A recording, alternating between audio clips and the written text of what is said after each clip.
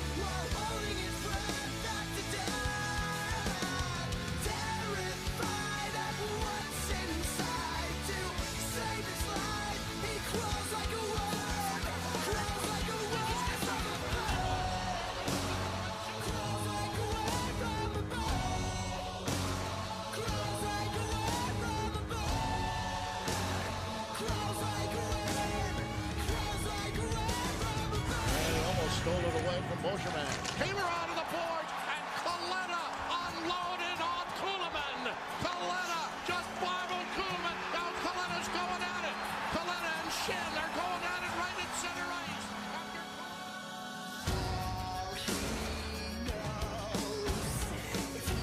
He lets it go. Let's see. Like the right on the goal. Freeze. He scores.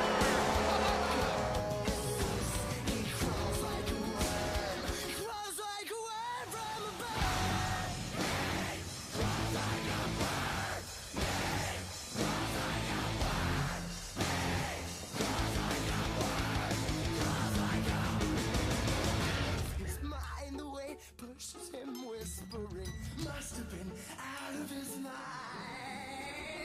All alone he turns to stone while holding his breath after death.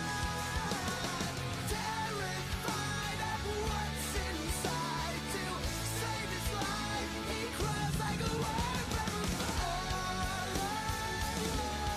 He's holding his breath after death.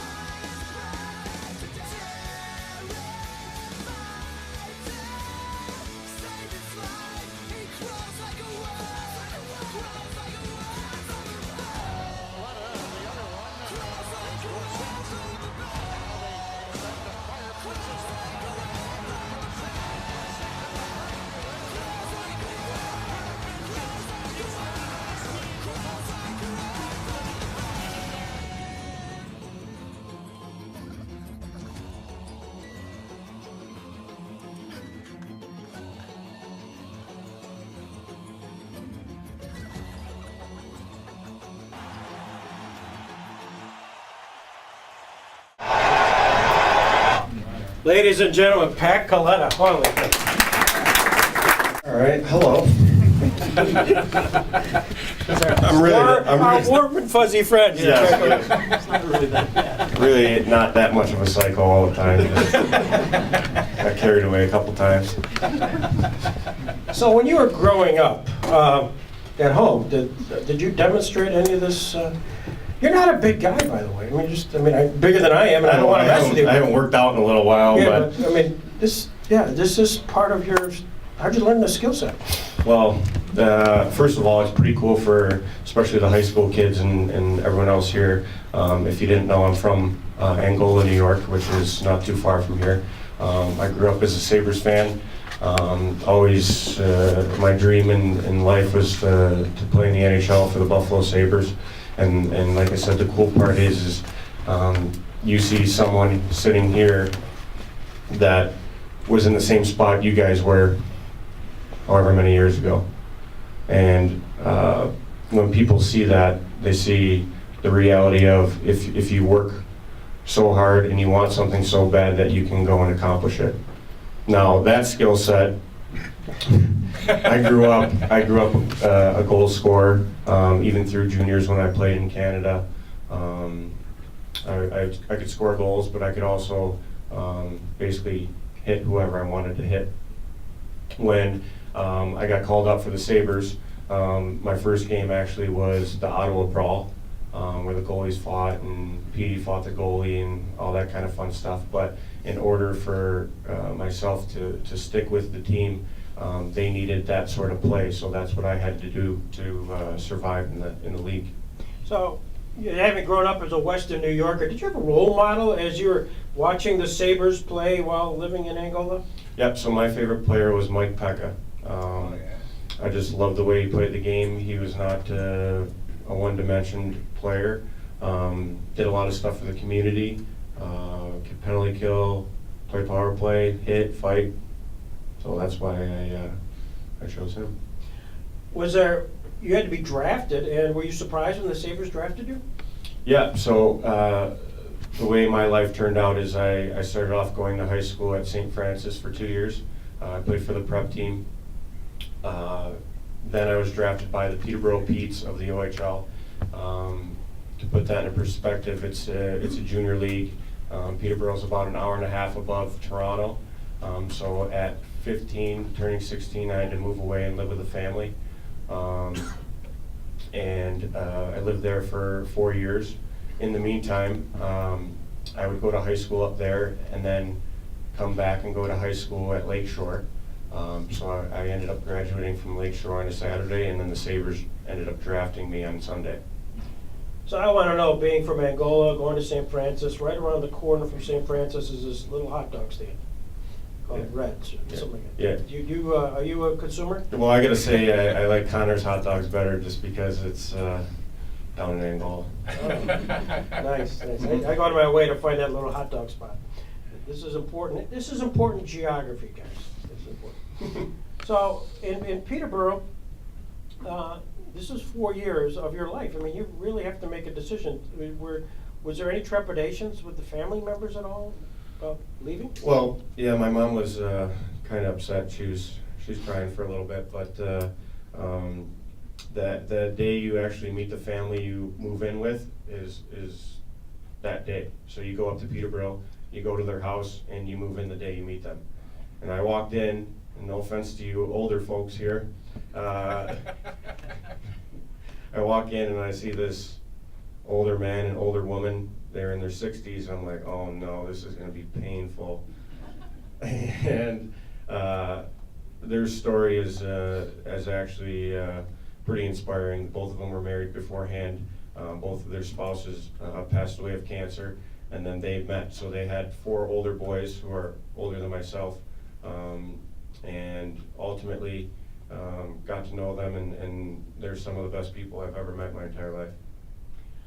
And while in Peterborough, you guys won a champion. Were in championships up there, weren't you? Yep. So what it's equivalent to the NCAA championship. So we won the junior league championship in 2006. So when did you become an avid collector of Legos? Coming at me hot right now. So the background of Legos. By the way, if you go on YouTube, you'll see a wonderful and much more quiet, passive interview with our guest, and you'll see his whole world. And that's another quiet, wonderful. New dad, by the way. Yep. New dad. Yep. So Yeah, biggest goal I've ever scored. So with Legos, long story short, I've had 11 surgeries in 10 years. I've had half of my face is made out of metal and screws. I've had a reconstruction of a knee. I've broken my femur. I've had basically probably 1,000 stitches, broken bones. So part of the surgeries were hand surgeries. I've had 4 hand surgeries. So I was sitting there and I had hand surgery. I had a metal plate put in my hand, and I think it was right around the World Cup, and David Beckham was on the news for bringing a Lego set to the World Cup. And I'm like, oh man, if David Beckham can do it, like, I'm pretty sure I could do it. So I started doing a Lego set, and it just kept growing and growing and growing, and And now I have a room in my house that is dedicated towards Legos, and Sports Illustrated came out and did a story on it, and so I do that. I also am a big Disney fan, so I collect a bunch of Disney stuff. I have Marvel characters, so I have statues of like Hulk and Iron Man, and trying to think what else I have. Just Star Wars stuff, don't you? yeah, I got some Star Wars stuff too. Sprinkle that in here and there. A couple graded figures. During the lockout, I stopped collecting cards and football cards and whatever, so I started that back up, just doing baseball, basketball, and football. And then I stopped that once I started back playing again. But yeah, I like to collect. Do you walk around the locker room and catch your colleagues, fellow autographs and stuff like that? I have jerseys, Gretzky, McDavid, maybe a couple of players I played with in juniors, but I'm more so into toys. Yeah. I love it. Back to hockey, we digressed. So you actually, when you get done with Peterborough, at some point you find your way, day one, to the Sabres, and you walk into their locker room, and what was your reaction? Did the dream come true? Yeah, I mean, well, being drafted alone is an amazing feeling. Then when you actually step in the locker room, like, you basically want to crap your pants. You're sitting there looking at people and history and all the above. So after that initial rush, you have to realize, yeah, it's cool to be a part of this, but if I really want to do something, then I got to start grinding. And from day one, with working out to not making any friends in training camp with the style of play that was needed, to making the team was hard work and dedication, and that's something that I can share with these young people who aspire to be something great. You mentioned something about the style that you were creating in camp, and probably making no friends because you were going to be physical. I mean, they're out there practicing, and all of a sudden some guy takes a run at them. How did that play in practice? This is your fellow teammates. Yeah, right off the bat, my first training camp, I hit Vanek and I sliced him open, his forehead open, and he had to go for plastic surgery. So he wouldn't talk to me for a little bit, and I wasn't on the team, so he was just like, oh, this kid's out here trying to make a name for himself, doing this, doing that. Then I got called up and was one of the guys that always sort of stuck up for him, so we became pretty close friends. But right off the bat, like I said, sometimes you have to do things that you don't want to do, but if you do them, then it'll set up the rest of your career. I'm just visualizing some of these practices where you hit Vanek. Did the coach come up by and say, appreciate all you're doing here, but we need to put green shirts on these guys so you don't? Yeah, so first training camp after I hit Vanek, Lindy Ruff called me into the office, and like I said, I was crapping my pants there too, but he was like, Patty, I love the energy, I love the enthusiasm, but let's stop hitting our own players. You'll have plenty of opportunity to get at somebody else. Yeah. Did you find that as you were going through into the AHL and you were establishing a reputation where kind of the first, when they drop the puck, they're kind of looking for you to take out a fight, or are you looking for somebody else? I'll just do a quick vignette. We had Rob Ray here, and as shy as he is, he had gone through and had come back down to the AHL to kind of restart his career, and his first puck drop in Binghamton, I think it was Binghamton, sure enough, some kid was just simply dropped the gloves and took him on. I think, oh, really? I gotta show myself here at age 30, whatever. And he just had to fight before they was 1 second into the fight. Did you find that at all with your reputation? Yeah, people tried to fight me, I guess, almost every shift, but that's part of what made me valuable, was ultimately pissing people off. You make somebody mad at me, they're thinking about me, which indirectly they're thinking about me and not about the game. So that helps our team, drawing penalties, basically doing all the stuff that no one else wanted to do, is what I did. Your first day in the NHL, you were signed and brought up in February of 2007, and literally the first game you were at was your first fight, your first assist, and that was the brawl. You mentioned about the brawl against Ottawa, which has a long and wonderful, I don't know if you've seen it on YouTube, you were part of a panel discussion, but could you give it for the benefit of others how that kind of started? And it was crazy. Sure, I was sitting in my room in my apartment in Rochester, and I got a call from Lindy Ruff saying, "Patty, we're calling you up. Be at practice tomorrow." And I was like, "Whoa, someone pranking me, or what's going on here?" So I went and started calling my family and friends. Next day in the morning, packed up, went to Buffalo. You know, my family wasn't, this is kind of funny too, but my family, we just had a small house in Angola. So my first year in the NHL, actually, I slept on the couch in my living room because I didn't have a bedroom.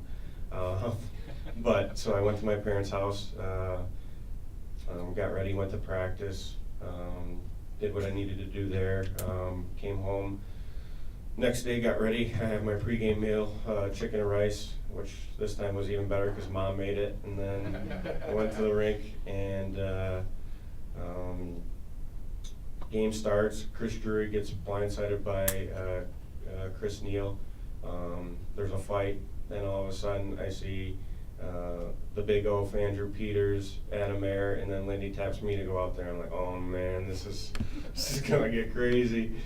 Next thing you know, fights are all over the place.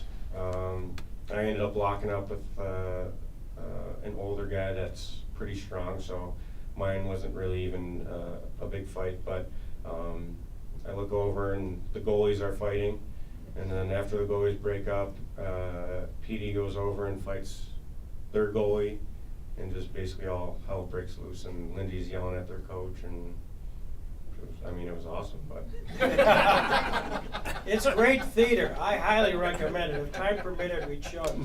But, yeah, I've never seen Lindy. He was breaking a blood Oh yeah, vessel. yeah. I was scared. Yeah, because he actually went into the penalty area. I mean, that area in between. He somehow fell through or on. I forget what it was, but the glass fell and he hurt himself, and he actually got it. They were. Oh yeah, he was ready to go. Yeah.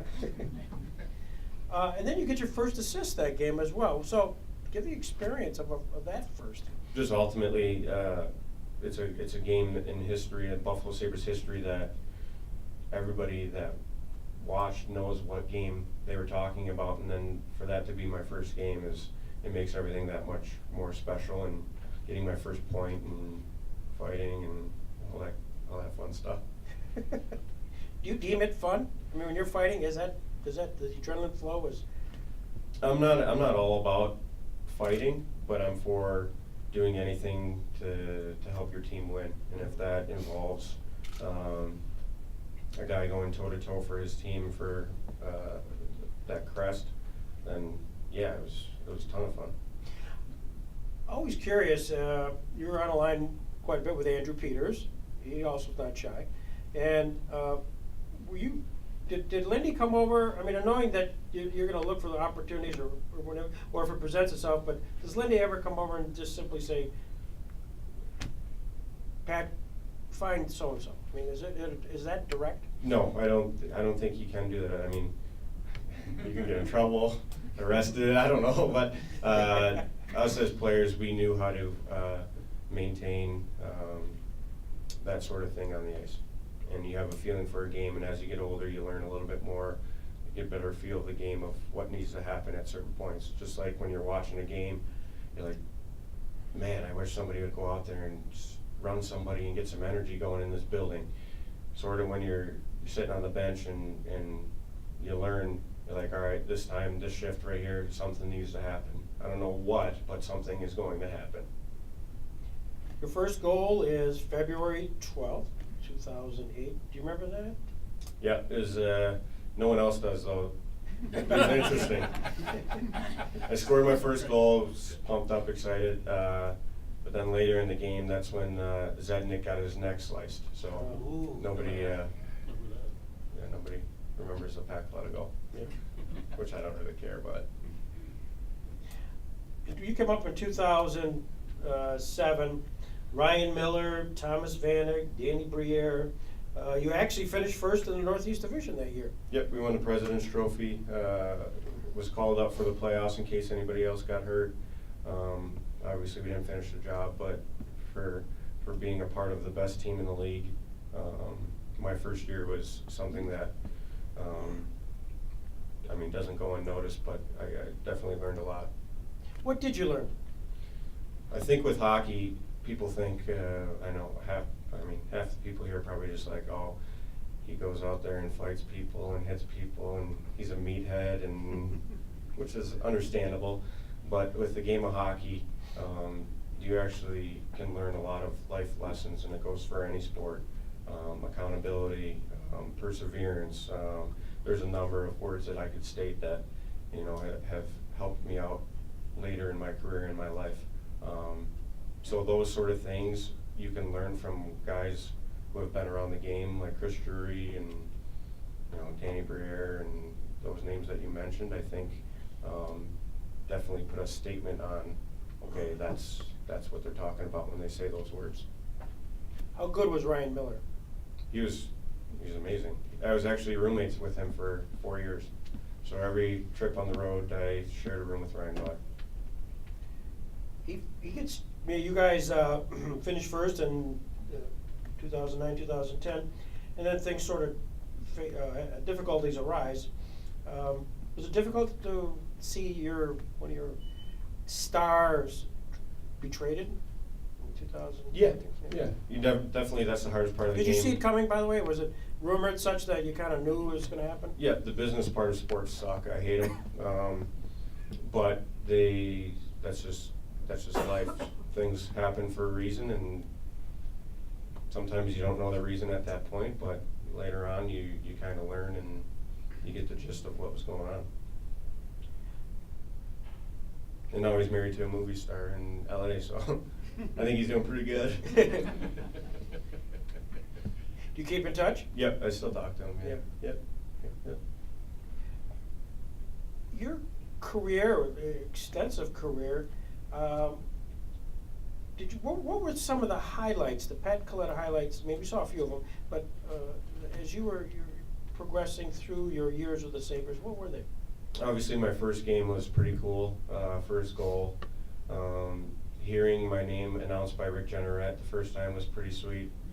And then after that, I would say the friendships and the memories that you have with your teammates, for anything from going out to dinner on the road to just hanging out with your basically family, is something that, you know, I remember for the rest of my life. What about some of the lowlights? Well, I started off my career on the best team in the league, and I ended off on the worst team in the league, so. I wouldn't take it personally. We're all spectators. Yeah. So, other than that, I've been suspended a bunch of times, which hurt me. Also, I think we were talking earlier, is that I cared so much about playing for the Sabres that sometimes I'd make bad decisions, whether it's blocking shots and putting my face and body on the line, which ultimately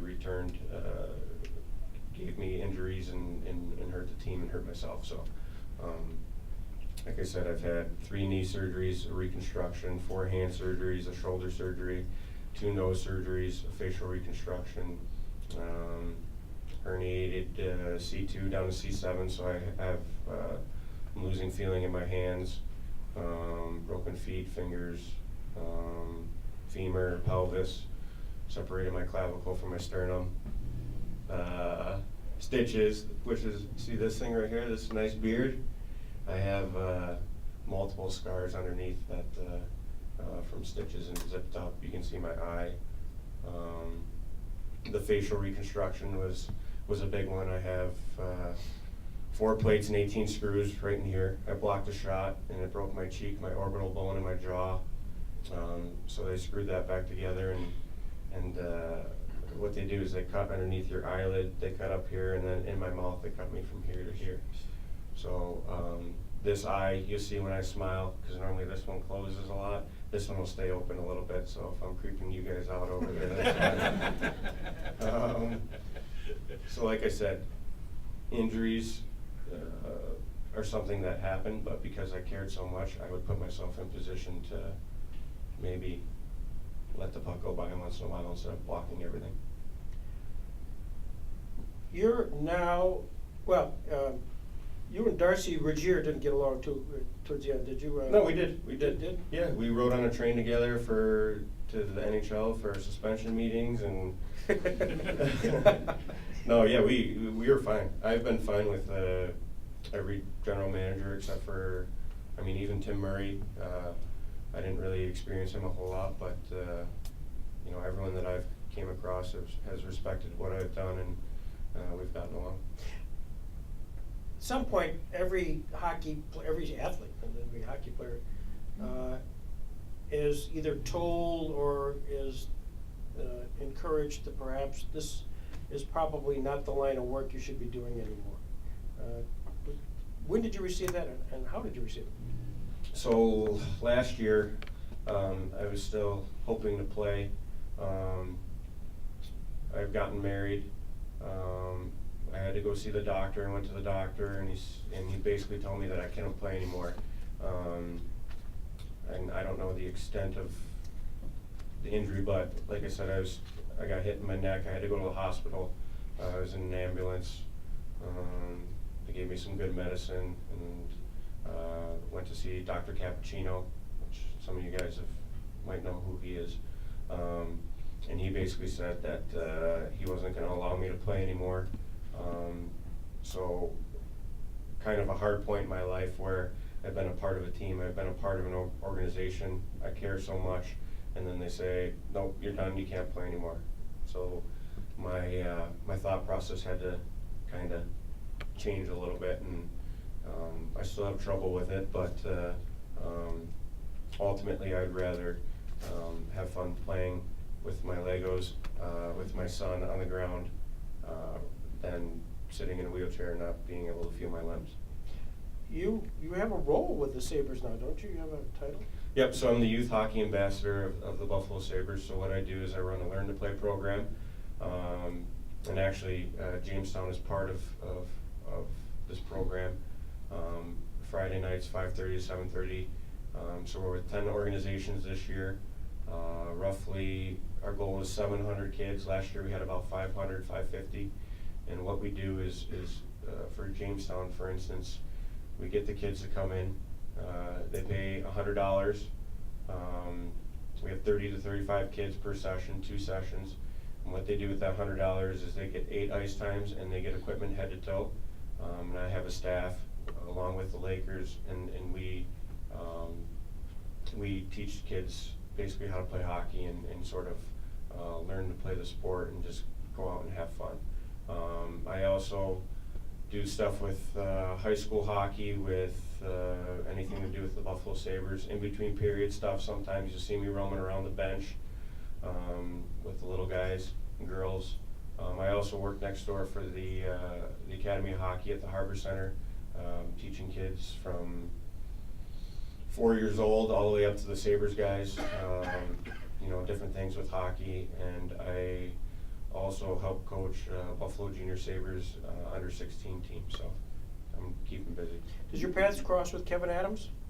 Yep, so he was actually my coach the 1 year I played for the Sabres. So afterwards, one of the biggest problems you find in professional sports is you're a part of a team, you're a part of something, and then when that ends, you have nothing. You're not a part of anything anymore, and that's where you hear about people falling into depression and all that sort of avenue of things that could kind of creep up on you. So Kev Adams was a guy that was instrumental in getting me involved right off the bat when I was done playing to kind of get me going again. He's a Chautauqua County guy. He's got a place here in Bemis Point. Yeah, he's doing all right for himself. Is he? Mhm. What way? So he's, Kev Adams is, I don't know if he's the president of the Buffalo Junior Sabres, but he's the president of the Harbor Center. So he is direct line with Mr. and Mrs. Pagula. Did you ever interface with them at all, the Pagulas? Oh yeah, yep. They're big fans of mine, which is God is a blessing, you know what I mean? So having Mr. and Mrs. Pagul on your side is definitely something where you respect them, you respect what they've done to our city with our teams, and just like I did when I played, I would do anything and everything for them to make them successful and to make them look to the best of my abilities. Were there guys on the ice that you knew were on the ice, and this may sound foolish, but guys you say, oh, here comes so-and-so who's perhaps got a reputation, you knew he was there? Yeah, I mean, in the back of your head you knew, but my focus was, yeah, I know that they're on the ice, but they're definitely worried that I'm on the ice. So my dad always taught me, especially with fighting and stuff, which you shouldn't fight, but if you do, hit them before they hit you. Do you teach that? I mean, fighting doesn't come normal to most folks. I mean, yeah, it's certainly physical, but dropping the gloves. I mean, there's a course of that, or is there? How do you? So fist fighting and fighting are two different avenues. Fist fighting, I say no, unless you have to stick up for yourself or different circumstances. Fighting can go from me talking about visiting somebody in Roswell who has to fight cancer or fight for their life. Two different sort of things I like to make apparent, which fist fighting on occasion, but fighting, it's one of the best parts of life is fighting.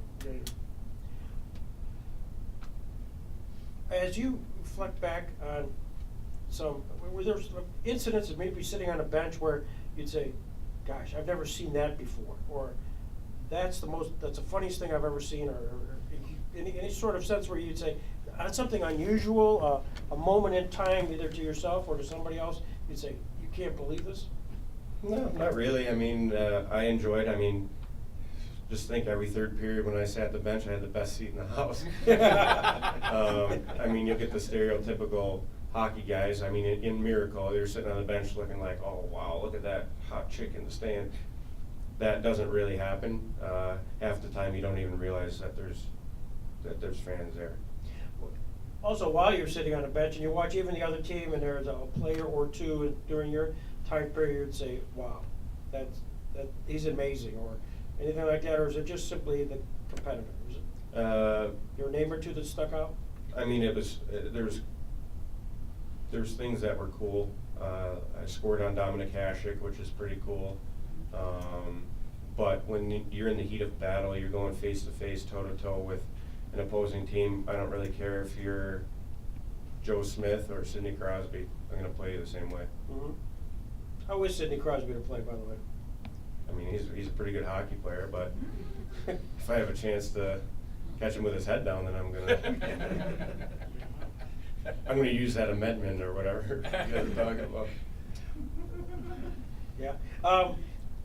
In the old days, I guess there were certain players. I think Gretzky comes to mind. But they were so good, or they really. I don't want to say he was off limits, but pretty much off limits. Were there guys during your time period that either, for whatever reason, not that anybody told you don't hit them if you can't hit them, but that sort of were off limits? No, if somebody told me that they were, then I would just ignore them. Yeah.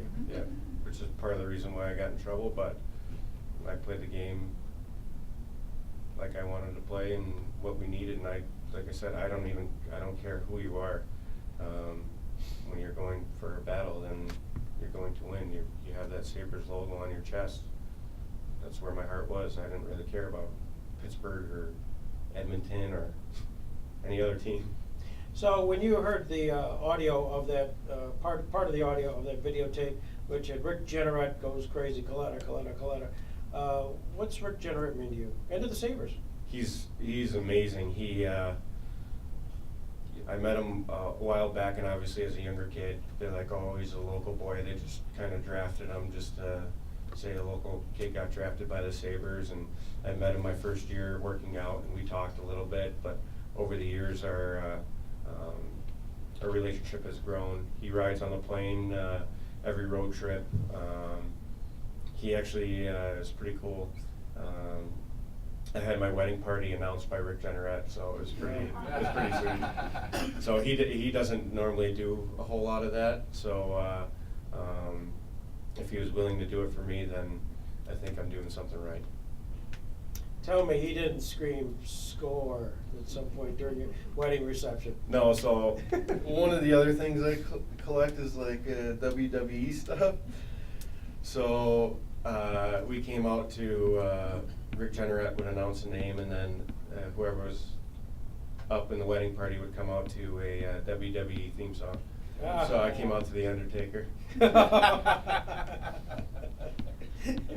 Pretty cool, I know, guys. It's all right. You're being the youth hockey ambassador. We have a whole bunch of youth here from the local high school. What's your message to them with regards to the sport, hockey, which requires a lot of finesse, but also could be physical. I mean, physical in the sense of that. What's your basic message to them? If you had to give it to these folks today, and they're all taking notes.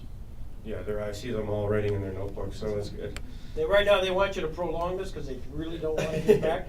No, it's especially for this group here. After I'm done giving you a little spiel here, if you guys have any questions, I know that might not be in the program, but I like for anyone here to ask me questions, something that they want to know, rather than me talking about something that they could care less about. For anything, we talked about it a little earlier, is I had a dream that I wanted to play for the Sabres. That's what I wanted to do. That's what I love to do. You guys, some of you guys might want to be professional football players. Girls might want to play professional sports somewhere, I don't know, or a teacher. My advice to you is if you work hard enough and you want it that bad, that nothing can stand in your way to get it. And I am living proof of that. That's the cool part, is I was in those chairs listening to somebody however many years ago talk about the same thing, and I'm like, yeah, okay, buddy, cool, bud. But something clicked where I'm like, damn, maybe that could be me in a couple of years. And it can be. So just think about it. If you want it that bad, nothing can get in your way. There's going to be obstacles. There's going to be facial reconstructions where you look like a zombie. It's going to happen. But if you want it that bad, you'll find a way to get there. You guys have any questions, I girls? was just going to say, great segue. Questions for Mr. Kleiner? Anything? Sure. As a youth hockey coach myself for the Jamestown Lakers, I coach 9 and 10-year-olds. What is it about the game that you would say is most important as a life value that I should be telling my kids at our scrimmage? That's a good question. We've talked about those words that we live by as a 9 and 10-year-old. Nowadays, everything is you got to be committed to a college at 11 years old. Oh, if you're not playing travel hockey when you're 12 years old, you might as well quit. What we lose in every sport, I think, nowadays is the ability to have fun, the ability to be a kid. Now, as dumb as it sounds for me collecting WWE figurines and doing Legos, what that did was give me an avenue of connection with younger kids. So they might not know me as a hockey player, but they know me as a guy that does the Legos. So what that did for me is, like I said, open up that avenue. And now with the new role of being a youth hockey ambassador, I can kind of implement some of the values that I have, like kids being kids and kids having fun when they're 10 years old. We kind of lose that because everyone wants to be a Buffalo Sabre, and it's not going to happen overnight. It takes years upon years of work and dedication. So at that specific time, let's go out and have some fun. Right back here, Terry. Yeah, there's all this talk now in football about concussions and CTEs and what they're finding out. I haven't heard about it so much with hockey, but do you see anything that they're doing to try to address that issue in hockey right now? And I'm a fan. I have been for years. And remember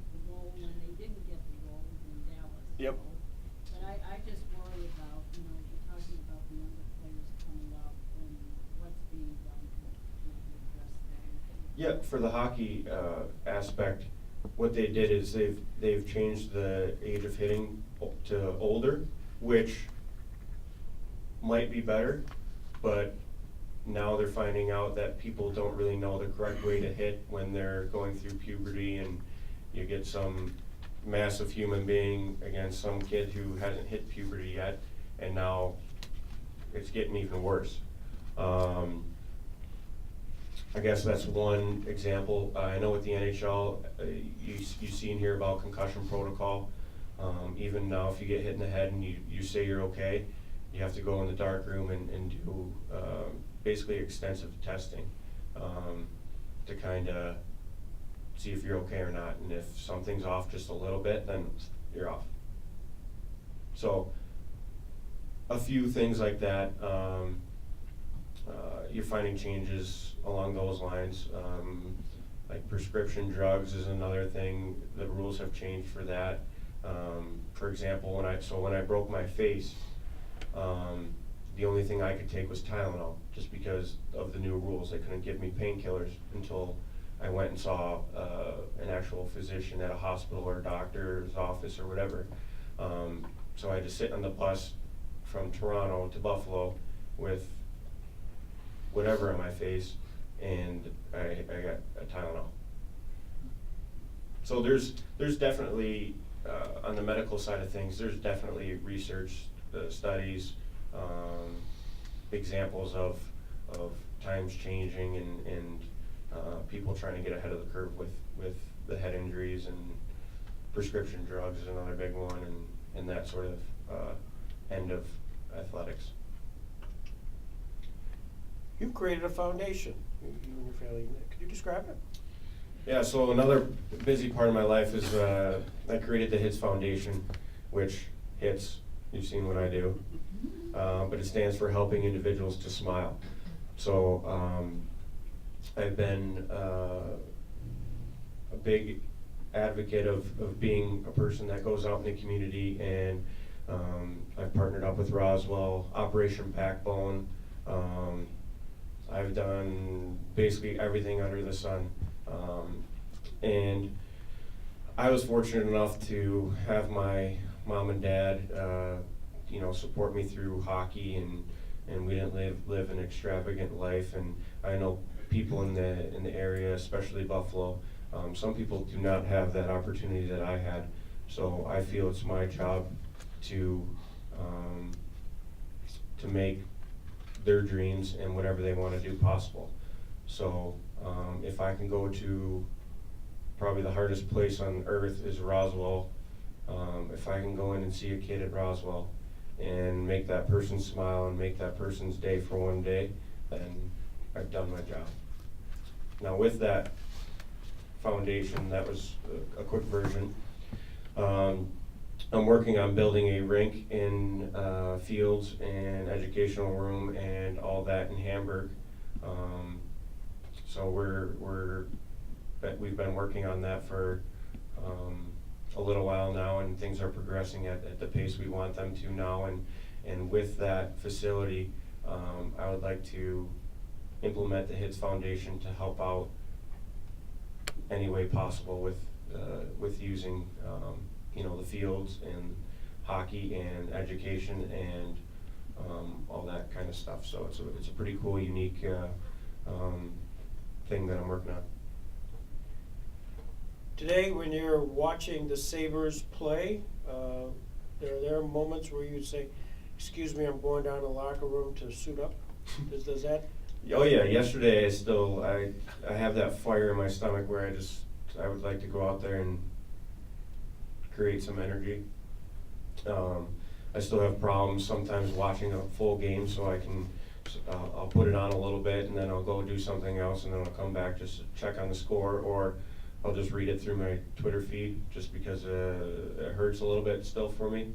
But there's definitely moments where I get that passion back where I can go out and do it. Do you work out? Do you work on a punching bag? Do you do these No, aggressive outlets? no, my workout consists of going to the mailbox every day. That's about it. I have exercised my option to go and eat chicken fingers, pizza, wings. I had Mighty Taco, I had a Mighty Pack yesterday. So I'm enjoying eating whatever I want to eat, and there'll be a point where I'm like, all right, I'm turning into a slob, so let's hop back on the workout train. What's the question you get mostly asked? I don't know. Yeah. I've heard everything, so I've had people who love me and can sit and talk to me every day. I've had people tell me I'm a piece of garbage. It'd be it'd be funny for you guys to see what I get on social media sometimes with people hating me, and like I said, piece of garbage is nicely put in this setting. But if I have one person that loves me, and like I said, if I can make that one person smile and be a Kaleta fan, then that's what's going to keep me going. You have a son, right? Yeah, Cooper. Cooper. Yeah. He's cute. He looks like Dad. Does Mom share that same thought? No. I didn't think Not at so. all. So you got this 1-year-old Cooper, and at some point, will you put him in a little midget hockey and Yeah, I mean, I think what we touched on a little bit earlier is that I'm not going to force anything. If he wants to play hockey, then I will definitely support him. If he wants to be a singer, then I can't sing, but I'll definitely do whatever he needs out of his dad to do whatever he wants to do, and it's the same approach I take with anyone here. I can really see why the Pagulas and the Sabres have chosen you to be their youth hockey ambassador. You're really very articulate and a very great representative of the Sabres organization, and we're just so thrilled you came down today to Jamestown. Well, thanks. Yeah, like I said, it was an honor and pleasure to be here. I mean, sometimes I'm a little bit rough around the edges and I swear a little bit too much, but I think overall it draws the attention for the young guys, and girls, that's how they talk nowadays anyway. So, yeah, if anyone has any other questions here, I'd love to answer them. If not, then like I said, it was a pleasure being here, and if there's anything I could do to ever help any single one of you in this room, then I'll be there. Terrific, and I want to say there's a couple of prizes before you leave. And there's also autographed photos Pat has signed to them, and please, everyone, walk out with one, and I'm sure I'll be glad to inscribe it if you so desire. But I want to thank Pat Kaleta. I want to thank all the participants. This was a day dealing with First Amendment rights, freedom of speech, freedom of expression, and both you and Floyd Abrams demonstrated that in a little different arena. This is the legal arena, and yours in the ice arena. Yeah, perfect. Yeah. So we thank both of you. Appreciate it so much, and enjoy. Thanks for coming.